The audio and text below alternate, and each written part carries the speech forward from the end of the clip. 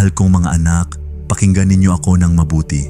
Isang araw, habang ako'y nagtuturo, lumapit ang isang opisyal at nagmakaawa na iligtas ko ang kanyang anak na babae na kamamatay lang.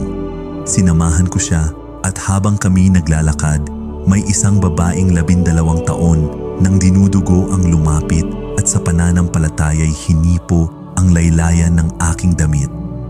Humarap ako sa kanya at sinabi, "Lakasan mo ang loob mo, anak. Ang iyong pananampalataya ang nagligtas sa iyo." At noon din ay gumaling siya. Pagdating ko sa bahay ng opisyal, nakita ko ang mga taong nagluluksa. Ngunit sinabi ko sa kanila, hindi patay ang bata kundi natutulog lamang. Tinawanan nila ako, ngunit nang mapaalis ang mga tao, pumasok ako, hinawakan ko ang kamay ng bata at siya ay bumangon. At mula noon, kumalat ang balita sa buong lupain.